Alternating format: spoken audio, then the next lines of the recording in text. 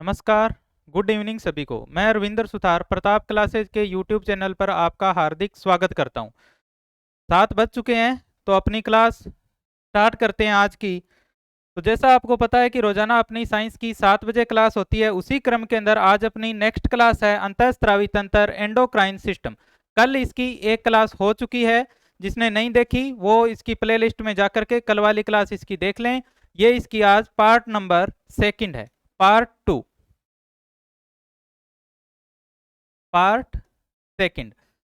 जिसको नहीं बता देता हूं, ये एमसीक्यू की क्लासें यहाँ पर चल रही है, थ्योरी की नहीं है, तो एमसीक्यू की क्लासें हैं। चलिए क्लास स्टार्ट करते हैं।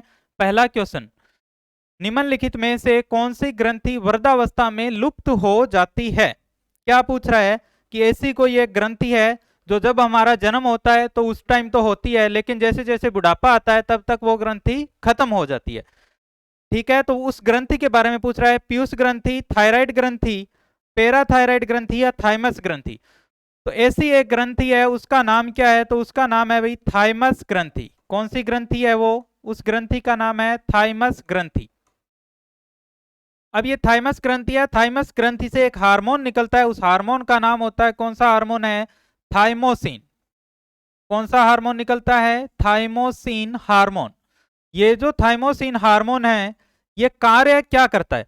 तो ये जो थाइमोसिन हार्मोन है, इसका कार्य होता है कि हमारा जो प्रतिरक्षा तंत्र है उसके निर्माण के अंदर सहायता करना। यानी प्रतिरक्षा तंत्र का निर्माण कौन करता है? डब्ल्यूबीसी। तो डब्ल्यूबीसी का निर्माण ये ग्रंथि जो है ये करती है। ठीक है, तो ये डब्ल्यूबीसी का जो है निर्माण करती है, और डब्ल्यूबीसी का निर्माण करके और ये हमारे प्रतिरक्षा तंत्र को क्या करती है?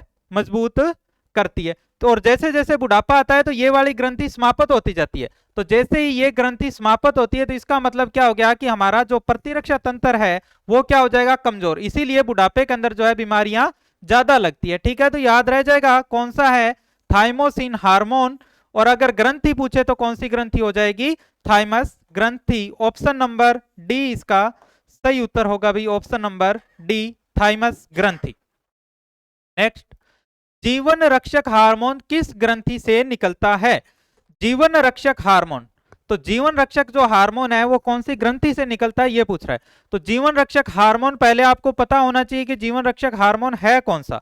तो जीवन रक्षक जो हार्मोन होता है उसका नाम होता है कौन सा? Adrenaline hormone. Adrenaline hormone. Adrenaline hormone, या फिर इसको क्या बोलते हैं? आपातकालीन हार्मोन भी बोलते हैं। क्या बोलते हैं इसको? आपातकालीन हार्मोन। ये क्वेश्चन भी आया हुआ है कि आपातकालीन जो हार्मोन है वो कौन सा होता है? आपातकालीन हार्मोन। तो इस हार्मोन के नाम से ही आपको पता चल रहा है एड्रीनलिन हार्मोन किससे निकलेगा? एड्रीनल ग्रंथि से निकलेगा। किससे निकलेगा भाई? एड्रीनल ग्रंथि से। जो हमारी एड्रीनल ग्रंथि है जिसको क्या बोलते हैं? अधिवक्र ग्रंथि जिसको बोलते हैं। एड्रीनल या अधिवक्र जो ग्रंथि है कहां पर स्थित होती है?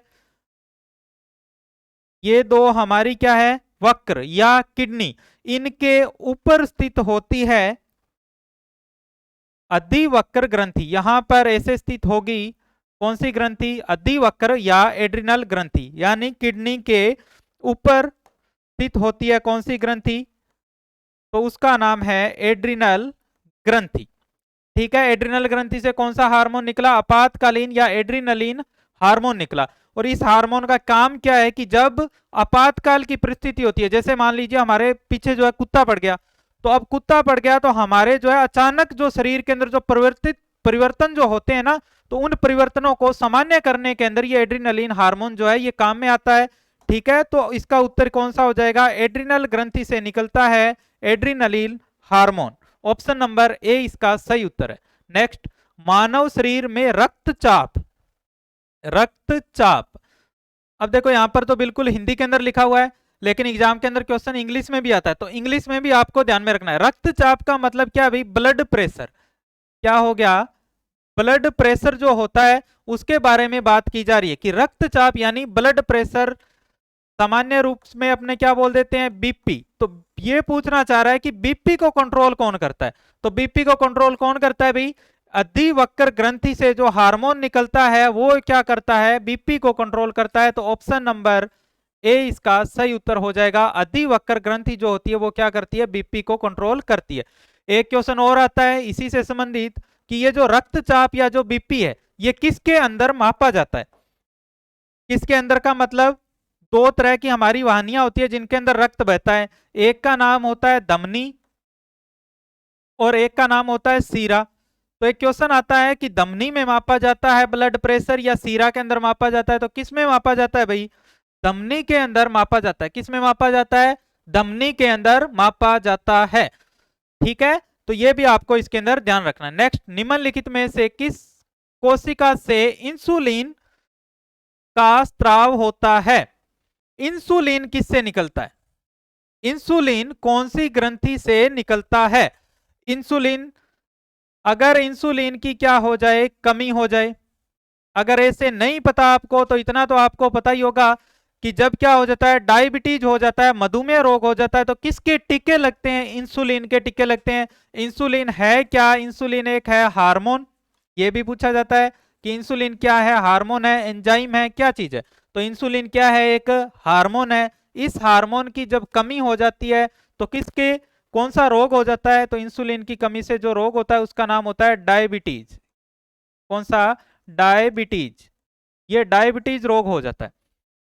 इतना कुछ अपने पढ़ लिया इंसुलिन के बारे में, तो आपको यह पता चल गया कि इंसुलिन क्या करेगा, रक्त में शर्करा की मात्रा को बढ़ाएगा या कम करेगा। बताइए क्या करेगा ये रक्त में शर्करा की मात्रा को कम करने का काम करता है। शर्करा की मात्रा कम करता है, किसमें, रक्त के अंदर शर्करा की मात्रा कम करने का काम करता है इंसुलिन। तो पूछा क्या कि इंसुलिन किससे स्रावित होता है। इंसुलिन का स्राव होता है एकमात्र मिश्रित ग्रंथि जिसका नाम है अग्नाशय। क्या नाम है, अग्नाशय। और अग्नाशय से क्या निकलता है, अग्नाशय से निकलता है इंसुलिन। किससे निकलता है, अग्नाशय से क्या निकलता है, इंसुलिन निकलता है।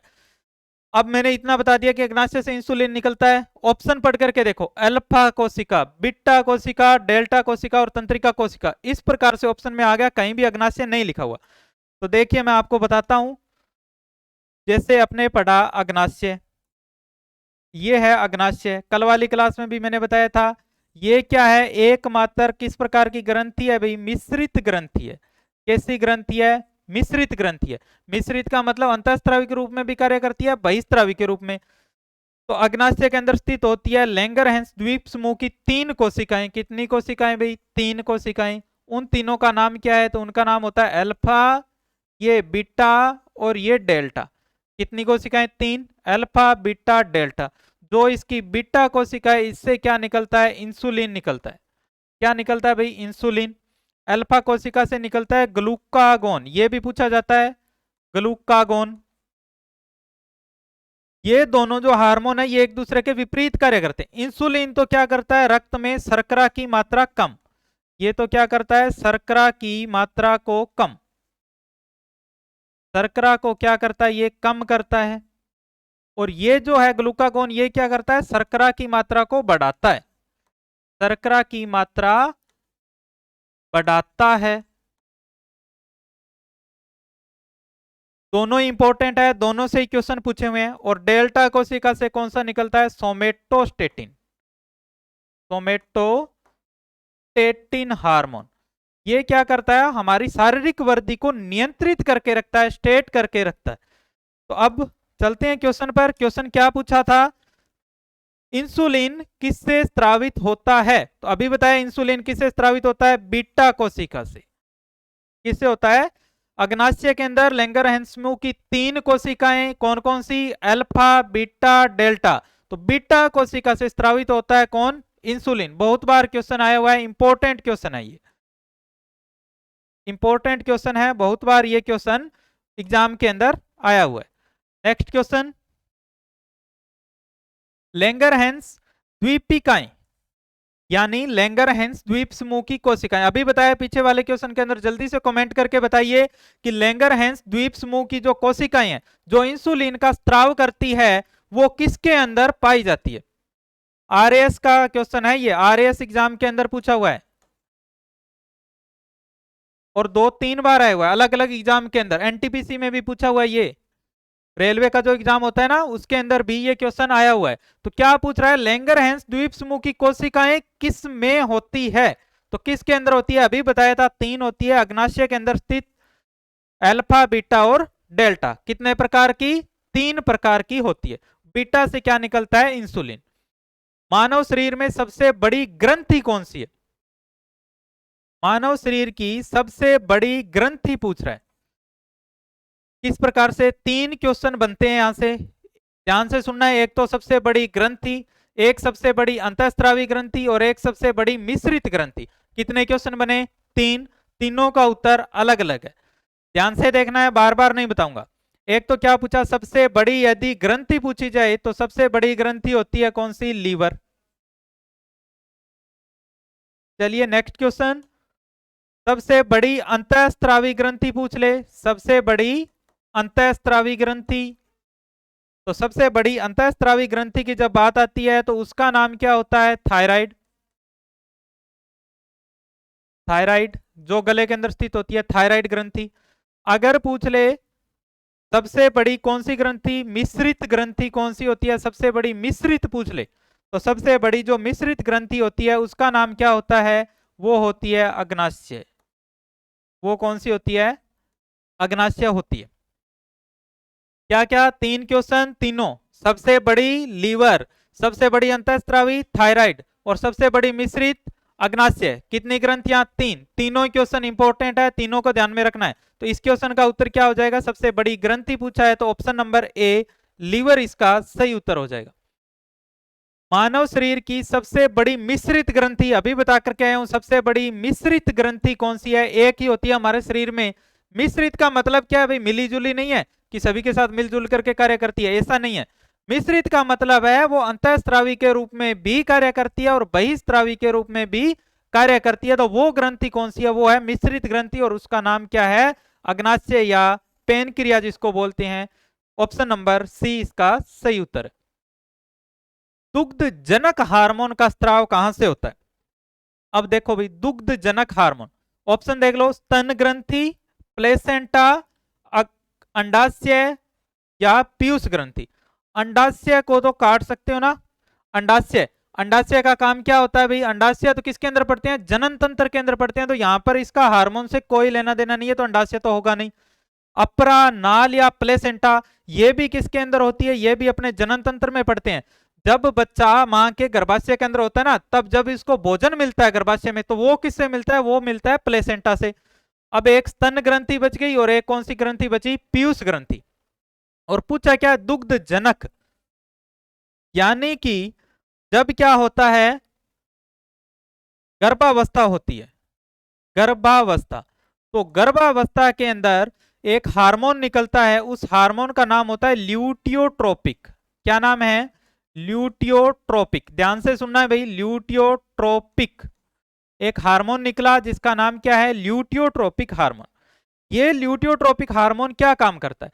दो काम करता है। एक तो गर्भावस्था के दौरान स्तन ग्रंथियों का विकास, गर्भावस्था के दौरान स्तन ग्रंथियों का विकास। एक तो गर्भावस्था के दौरान स्तन ग्रंथियों का विकास करता है ये, और दूसरा काम इसका क्या है? जो ल्यूटियोट्रोपिक हार्मोन है एक और कार्य करता है। वो क्या कार्य करता है कि गर्भावस्था के बाद में, यानी जब गर्भावस्था जो है खत्म होती है, तब क्या करता है? दुग्ध निर्माण को प्रेरित। किसको प्रेरित करेगा? दुग्ध निर्माण को। जो स्तन ग्रंथियां हैं उनको दुग्ध निर्माण को प्रेरित करने वाला हार्मोन कौन सा होता है? तो वो भी कौन सा होता है? ल्यूटियोट्रोपिक। पूछा क्या है? दुग्ध जनक। अब दो क्वेश्चन आते हैं। एक तो यहाँ पे पूछ लिया कि दुग्ध जनक, एक आता है दुग्ध का स्त्रवण करने वाला, यानी कि दुग्ध ग्रंथियों को जो है बाहर निकालने के लिए कौन सा प्रेरित करता है? तो वो होता है ऑक्सीटोसिन हार्मोन। ठीक है ना? बाहर निकालने के लिए जो प्रेरित करेगा वो तो कौन सा होगा? ऑक्सीटोसिन। और जो उसका निर्माण को प्रेरित करेगा वो कौन सा होगा? तो उसका नाम है ल्यूटियोट्रोपिक हार्मोन। तो ये जो हार्मोन है ल्यूटियोट्रोपिक हार्मोन, ये किससे निकलता है? ये निकलता है पीयूष ग्रंथि से। किससे निकलता है? पीयूष ग्रंथि से। पीयूष ग्रंथि की मध्य पाली से, 3 हिस्से होते हैं, उसके मध्य हिस्से से निकलता है ल्यूटियोट्रोपिक हार्मोन। तो किससे निकलता है भाई? पीयूष ग्रंथि से निकलता है। तो ऑप्शन नंबर डी इसका सही उत्तर हो जाएगा, पीयूष ग्रंथि। पीयूष ग्रंथि की मध्य पाली से निकलता है ल्यूटियोट्रोपिक, जो क्या कार्य करता है? दुग्ध जनक एक हार्मोन कहलाता है। नेक्स्ट क्वेश्चन, ACTH क्या लिखा हुआ है, ACTH। ACTH हार्मोन स्त्रावित होता है अधिवक्र वल्कुट से, अधिवक्र अंतस्था से। इसका मतलब हो गया कि अधिवक्र ग्रंथि के कितने भाग, 2 भाग, दोनों यहाँ पे लिखे हुए हैं। पीयूष ग्रंथि से या पीनियल ग्रंथि से किससे निकलता है भाई, कौन सा हार्मोन, ACTH। कल जब मैंने ये टॉपिक शुरू किया था तो उस टाइम मैंने बताया था कि पीयूष ग्रंथि को क्या बोलते हैं, मास्टर ग्रंथि। क्यों, कौन सी ग्रंथि, पीयूष ग्रंथि, मास्टर ग्रंथि बोला। मास्टर का काम क्या होता है कि सभी के ऊपर, जितने भी बच्चे बैठे हैं सभी के ऊपर नियंत्रण। तो हमारे शरीर में बच्चे तो है नहीं, बाकी सारी क्या है, ग्रंथियां। तो मास्टर ग्रंथि सभी के ऊपर नियंत्रण रखेगी। अब इसके पास कुछ ना कुछ तो साधन होगा जिससे ये नियंत्रण रख ली है। तो उस नियंत्रण रखने के लिए इसके पास में क्या होते हैं, पीयूष ग्रंथि के पास में क्या होते हैं, हार्मोन होते हैं। पीयूष ग्रंथि अन्य सभी ग्रंथियों पर नियंत्रित रखती है। तो उन नियंत्रण रखने के लिए सभी के लिए अलग अलग क्या होते हैं, हार्मोन होते हैं। वो जो हार्मोन होते हैं उन्हीं में से एक हार्मोन है जिसका नाम है ACTH। ACTH इसकी फुल फॉर्म क्या होती है, ACTH का मतलब होता है एड्रीनो कार्टियोट्रोपिक हार्मोन। क्या नाम होता है, adrenocorticotropic hormone. Adrenocorticotropic hormone, adrenocorticotropic hormone. अब ये कार्टियोट्रोपिक देखो, 2 भाग मैंने अभी बताए हैं कि कितने भाग होंगे इसके अधिवक्र ग्रंथि के, 2 भाग। एक तो कार्टेक्स वाला भाग और दूसरा कौन सा, वल्कुट वाला भाग। ठीक है, तो ये किसको प्रेरित करेगा, कार्टियो वाला जो भाग है ना उसको प्रेरित करता है। तो इसमें पूछा क्या था, ACTH हार्मोन स्त्रावित होता है। क्या पूछ रहा है ये पूछ रहा है स्त्रावित यानी निकलता कहां से। अगर पूछता प्रेरित किसको करता है तो प्रेरित करता है किसको, अधिवक्र ग्रंथि के कार्टियो वाले भाग को। ये पूछ रहा है निकला कहां से, तो निकलता कहां से भाई, पीयूष ग्रंथि से निकलता है। कहां से निकलता है, ये देखो बताया ना, पीयूष ग्रंथि। पीयूष ग्रंथि से हार्मोन निकलता है जो एड्रिनल ग्रंथि को नियंत्रित करता है, कौन सा, ACTH। ऑप्शन नंबर सी इसका सही उत्तर हो जाएगा। ऑक्सीटोसिन हार्मोन स्त्रावित करने वाली ग्रंथि है। कौन सा हार्मोन पूछा, ऑक्सीटोसिन हार्मोन। कल एक मैंने क्वेश्चन बताया था कि पशुओं के थनों में से दूध उतारने के लिए कौन सा हार्मोन का जो है इंजेक्शन लगाया जाता है, तो कौन सा था वो, यही था ऑक्सीटोसिन हार्मोन। इसी प्रकार से एक क्वेश्चन और आता है कि बच्चे के जन्म के बाद में दुग्ध ग्रंथियों से दुग्ध स्त्रावित को प्रेरित कौन करता है, तो वो भी कौन सा होता है, यही होता है ऑक्सीटोसिन हार्मोन। और कल मैंने इसका उत्तर तो वैसे आपको बता ही दिया था। बताइए भाई कमेंट के अंदर, जिसने कल वाली क्लास देखी थी वो बताइए, ऑक्सीटोसिन हार्मोन कहां से स्त्रावित होता है। तो कहां से स्त्रावित होता है ऑक्सीटोसिन हार्मोन, जल्दी बताइए। ऑक्सीटोसिन हार्मोन बिल्कुल सही है, कहां से, पीयूष ग्रंथि से। कहां से स्त्रावित होता है भाई, पीयूष ग्रंथि से स्त्रावित होता है ऑक्सीटोसिन हार्मोन। तो कहां है, पीयूष ग्रंथि, pituitary gland. Option number A इसका सही उत्तर है। नेक्स्ट, इंसुलिन में निम्नलिखित में से कौन सी धातु होती है। इंसुलिन के बारे में जितना पढ़ो उतना ही कम है। इंसुलिन मतलब कहां से निकला, अग्नाशय से निकला, काम क्या करता है, शर्करा की मात्रा को कम करता है। अब एक और क्वेश्चन पूछ लिया, वैसे आप मेरे को बता सकते हो क्या कि रक्त के अंदर कौन सी धातु होती है। जैसे यहां पर क्या पूछा, इंसुलिन में कौन सी धातु होती है, लेकिन मैं आपसे पूछ रहा हूं एक क्वेश्चन, कमेंट में बताना है रक्त में कौन सी धातु होती है। रक्त में कौन सी धातु होती है, इंसुलिन में कौन सी धातु है, मैं बताता हूं, तांबा, लोहा, जस्ता, मैग्नीशियम। इन चारों में से ही एक है, तो ही तो 4 ऑप्शन दिए। तो कौन सी होती है भाई, जस्ता, या क्या बोलते हैं इसको, Zn, यानी कि जिंक। समझ में आ गया, कौन सी धातु होती है इंसुलिन में, जिंक धातु होती है। अभी मैंने पूछा क्या, रक्त के अंदर कौन सी धातु होती है, तो रक्त के अंदर होता है लोहा। क्या होता है भाई, लोहा या आयरन जो होता है वो होता है हमारे रक्त के अंदर, लोहा। लोहा होता है किसमें, रक्त में। तो रक्त में धातु लोहा, इंसुलिन में धातु जिसका नाम क्या है, जस्ता या जिंक, जस्ता या zinc. Option number C. Thyroid ग्रंथि से थायरोक्सिन स्त्रावित करने के लिए उत्तेजित करने वाला अंतःस्त्रावी हार्मोन कौन सा है, कौन सी ग्रंथि को प्रेरित करवाना है? थायराइड ग्रंथि को प्रेरित करवाना है। तो थायराइड ग्रंथि को प्रेरित, अभी वही बात आ गई ना, अभी मैं पीछे पढ़ा करके आया हूं, एसीटीएच यानी एड्रिनल ग्रंथि को प्रेरित कर रहा था। अभी यहां पर पूछ लिया कि थायराइड ग्रंथि को कौन सा प्रेरित करेगा। पहले आप इन सब के नाम देखो, इनके नाम अगर आपको ध्यान में है ना तो पता चल जाएगा। नीचे से लगते हैं। एसीटीएच अभी पढ़ के आए हैं, एड्रिनो कार्टियोट्रोपिक हार्मोन। क्या नाम था? एड्रिनो कार्टियोट्रोपिक हार्मोन। एड्रिनो कार्टियोट्रोपिक हार्मोन, ये इसकी फुल फॉर्म हो गई। LTH luteotropic hormone, luteotropic hormone,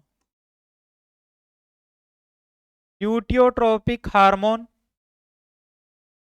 next FSH, ये क्या है? फोलिकल प्रेरित हार्मोन,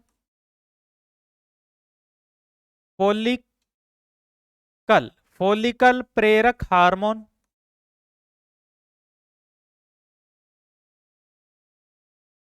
नेक्स्ट टीएसएच, थायराइड प्रेरक हार्मोन, थायराइड प्रेरक हार्मोन। तो इसने क्या पूछा था? थायराइड ग्रंथि को प्रेरित करने के लिए अंतःस्रावी हार्मोन कौन सा है? और ये सारे के सारे जितने भी हार्मोन है ना, कहां से निकलते हैं भाई?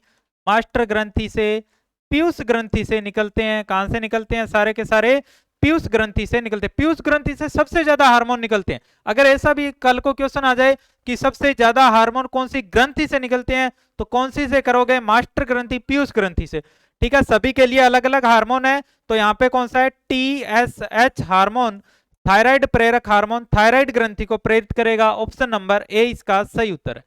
निम्नलिखित में से कौन सा एंटी डायूरेटिक हार्मोन है? Anti diuretic hormone. Anti diuretic, अगर ध्यान से देखो, यूरेटिक आ रहा है यानी यूरिन के बारे में बातें हो रही है। Anti diuretic hormone, anti diuretic hormone, ADH hormone इसको बोलते हैं। क्या नाम होता है इसका? ADH hormone. ये एडीएच हार्मोन कहां से निकलता है? ये भी निकलता है पीयूष ग्रंथि से। कहां से निकलता है? पीयूष ग्रंथि से ही निकलता है। एडीएच हार्मोन का काम क्या है? तो मूत्र के आयतन को कम करना, यानी अवशोषण को बढ़ाकर क्या करेगा? ये अवशोषण जो है उसको तो बढ़ाएगा, और अवशोषण को बढ़ा करके मूत्र आयतन को कम करता है। मूत्र के आयतन को कम करना, मूत्र के आयतन को कम करने का काम करता है ये एडीएच। और इसका दूसरा नाम क्या होता है? उसको बोलते हैं बेसोप्रेसिन। क्या होता है? बेसोप्रेसिन इसको बोलते हैं, बेसोप्रेसिन हार्मोन। तो क्या हो जाएगा? एंटी डायूरेटिक हार्मोन कौन सा है? तो ऑप्शन नंबर ए बेसोप्रेसिन हार्मोन। बाकी जो ऑप्शन है इनके बारे में मैंने बता दिया। ऑक्सीटोसिन हार्मोन कल भी बताया था, अभी बता करके आया हूं। एसीटीएच एड्रिनोकार्टियोट्रोपिक हार्मोन अभी बताया था, एसीटीएच। और कार्टिसोल हार्मोन, ये जो कार्टिसोल हार्मोन है ये कहां से निकलता है? तो ये निकलता है एड्रिनल ग्रंथि से। कहां से निकलता है ये एड्रिनल ग्रंथि से निकलता है। देखो भी, जितने मैं आपको क्वेश्चन कराता हूं, मान लीजिए आज मैंने 16 क्वेश्चन कराए, तो उन सब की मैं क्या करवा देता हूं, यहाँ पे जितने ऑप्शन है सबके बारे में बताता हूं। तो 16 को 4 से गुणा यानी मल्टीप्लाई कर करके देख लो, यानी 64 क्वेश्चन हो जाते हैं। ऐसा नहीं है कि केवल 16 ही क्वेश्चन होते हैं। तो इस क्लास को आप लाइक और शेयर करते रहा करो साथ साथ में, ताकि सभी को फायदा मिल सके। अपने दोस्तों के साथ में लाइक और शेयर, जितने भी ग्रुप है आपके पास उनके अंदर शेयर कर दिया करो। तो क्लास को साथ में लाइक और शेयर करते हो तो ज्यादा कुछ नहीं, हमारे को मोटिवेशन मिलता है, और उसी मोटिवेशन से हम आपके लिए आगे और बढ़िया जो है कार्य कर पाते हैं। मनुष्य में निम्नलिखित में से कौन सा आपातकालीन हार्मोन है? आपातकालीन एक ग्रंथि होती है, उसका नाम होता है एड्रिनल ग्रंथि। कौन सी ग्रंथि होती है? एड्रिनल ग्रंथि होती है। और एड्रिनल ग्रंथि से एक हार्मोन निकलता है, जो अभी मैंने पीछे कुत्ते वाला जो एग्जांपल दिया था उसके अंदर भी बताया था। एड्रिनल ग्रंथि से एक हार्मोन निकलता है, उसका नाम होता है एड्रिनलिन हार्मोन। क्या नाम होता है? Adrenaline hormone. तो ये एड्रिनलिन जो हार्मोन है ये कौन सा हार्मोन कहलाता है? आपातकालीन हार्मोन कहलाता है। कौन सा हो जाएगा? Option number C, adrenaline hormone.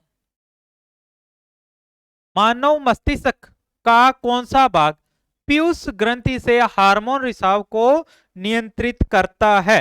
अब भाई ध्यान से देखो, हुआ क्या कि पीयूष ग्रंथि या पिट्यूटरी ग्लैंड भी बोलते हैं ना इसको, पीयूष ग्रंथि, ये है पीयूष ग्रंथि। अब पीयूष ग्रंथि क्या करेगी? सभी के ऊपर नियंत्रित रखेगी। मतलब ये क्या है? मास्टर ग्रंथि है। क्या है ये? मास्टर ग्रंथि। ये है मास्टर ग्रंथि। क्यों हुई? क्योंकि ये सभी के ऊपर इसने क्या रखा? नियंत्रण। सभी पर नियंत्रण रखने के कारण, सभी पर नियंत्रण ये रखती है। अब देखो क्या होता है कि ये जो ग्रंथि है ये रख रही है सभी के ऊपर नियंत्रण। तो ऐसा तो है नहीं कि पीयूष ग्रंथि को बिल्कुल छूट है, जैसा मर्जी वैसा कार्य करे, ऐसा तो नहीं है ना। अपने ऊपर भी भगवान है, तो उसी प्रकार से इसके ऊपर भी एक भगवान होता है। उस भगवान का नाम क्या है? तो उसका नाम है हाइपोथैलेमस। हाइपोथैलेमस। क्योंकि जब मैंने आपको तंत्रिका तंत्र पढ़ाया था तो उस दिन मैंने आपको बताया था कि होता क्या है कि ये जो मस्तिष्क जो हमारा है, जो यहाँ पर स्थित है, ये मस्तिष्क पूरे शरीर को कंट्रोल करता है। लेकिन मैं इतनी देर से पढ़ा रहा हूं कि पीयूष ग्रंथि सभी को नियंत्रित करती है, तो पीयूष ग्रंथि के ऊपर भी मस्तिष्क होना चाहिए। तो वो कौन सा भाग है? हाइपोथैलेमस भाग है। और ये किसका भाग होता है? ये अग्र मस्तिष्क का ही भाग होता है, जो क्या करता है? पीयूष ग्रंथि पर नियंत्रण। एक क्वेश्चन और आता है कि अंतःस्रावी तंत्र का सुप्रीम कमांडर कौन होता है? तो ये जो हाइपोथैलेमस है ना, ये है अंतःस्रावी तंत्र का सुप्रीम कमांडर। अंतःस्रावी तंत्र का सुप्रीम कमांडर। क्यों है ये अंतःस्रावी तंत्र का सुप्रीम कमांडर? क्योंकि इसने क्या किया? मास्टर ग्रंथि को नियंत्रित कर लिया। तो मास्टर को नियंत्रित कर लिया तो वो क्या है? अपने ऊपर सुप्रीम कमांडर है। समझ में आ गया? तो पूछा क्या है यहाँ पे भाई, मस्तिष्क का कौन सा भाग क्या करता है? पीयूष ग्रंथि को नियंत्रित करता है। तो कौन सा? हाइपोथैलेमस वाला भाग। ये ग्रंथि गलत लिखा हुआ है। हाइपोथैलेमस क्या है? मस्तिष्क का भाग है भाई। हाइपोथैलेमस क्या है? हमारे मस्तिष्क का ही भाग होता है। हाइपोथैलेमस किसका भाग होता है? हमारे मस्तिष्क का ही एक भाग है। तो ग्रंथि नहीं है, हाइपोथैलेमस क्या है? हमारे मस्तिष्क का भाग होता है, जो क्या करता है? इसके ऊपर नियंत्रण। आशा करता हूं समझ में आ गया होगा।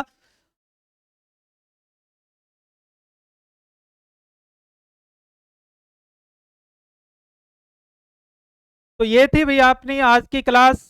मिलते हैं नेक्स्ट क्लास में इसी जोश के साथ, इसी जुनून के साथ। तो सभी तब तक अपना खूब ख्याल रखें। धन्यवाद। जय हिंद, जय भारत।